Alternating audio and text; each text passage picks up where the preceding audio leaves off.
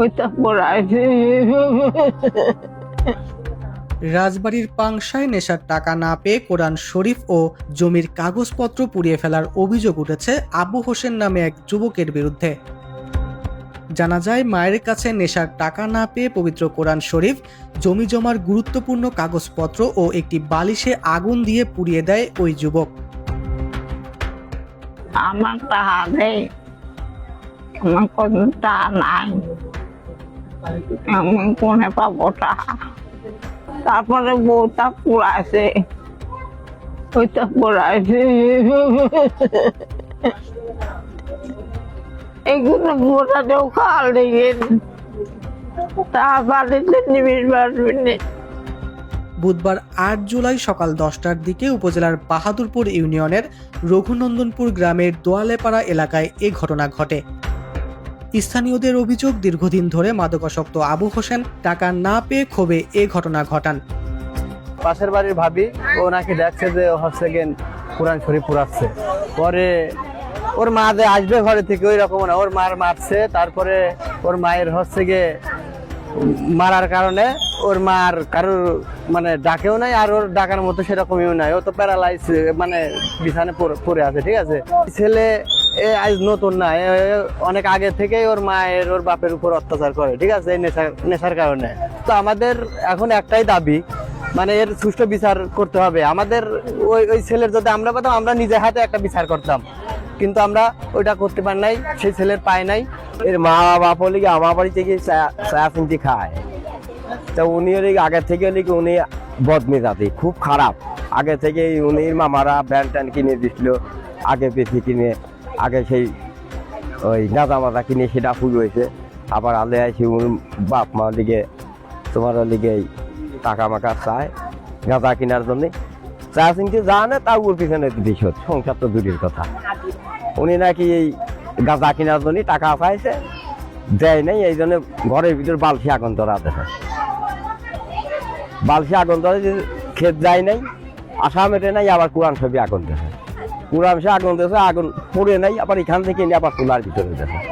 তাছাড়া আমরা তো সবসময় আসা যাওয়া করি যে উনি ঘরের ভিতরে সবসময় গাঁজা খায়।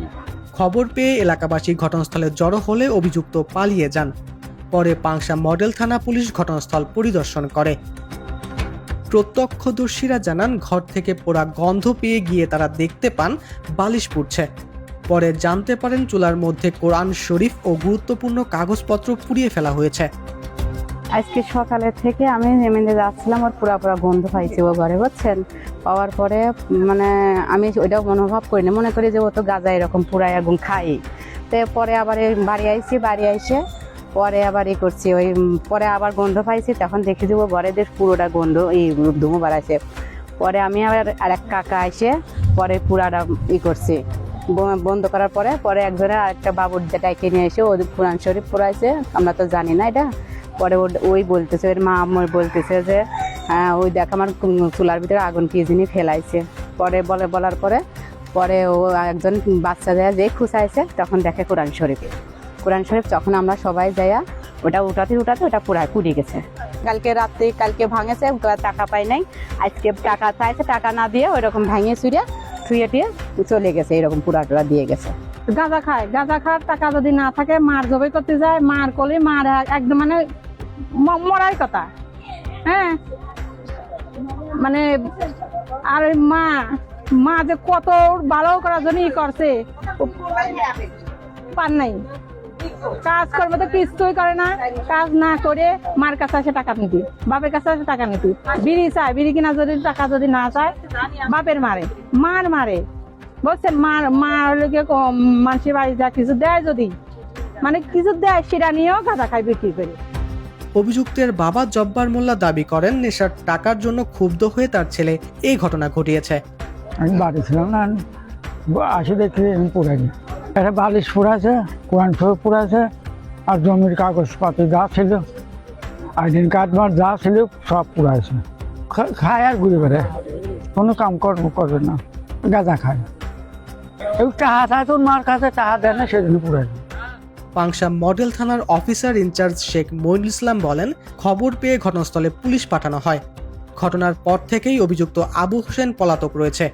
এই ঘটনায় তার বাবা বাদী হয়ে থানায় একটি অভিযোগ দায়ের করেছেন। তাকে গ্রেপ্তারে পুলিশি অভিযান অব্যাহত রয়েছে। রঘুনন্দনপুর গ্রামে আবু হোসেন মোল্লা, সে একজন মাদকাসক্ত।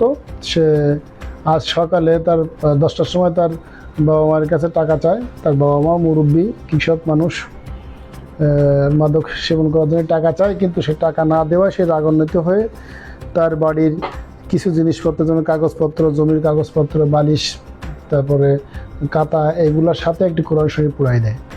এই ব্যাপারে আমরা তাৎক্ষণিক সংবাদ পাওয়ার পরপরই সেখানে পুলিশ যায়। পুলিশ যাওয়ার পরে সে ঘটনার পরপরই সে আবু হোসেন মোল্লা, সে পলাতক, তাকে গ্রেপ্তারের জন্য পুলিশের অভিযান অব্যাহত আছে। এই ব্যাপারে আবু হোসেনের বাবা জব্বার মোল্লা, উনি তার ছেলের বিরুদ্ধে এই ব্যাপারে আমাদের কাছে অভিযোগ দায়ের করছে। আমরা তার আইনগত ব্যবস্থা নেব এবং এলাকায় সার্বিক পরিস্থিতি এখন ভালো আছে। আকাশ মাহমুদ, রাজবাড়ী।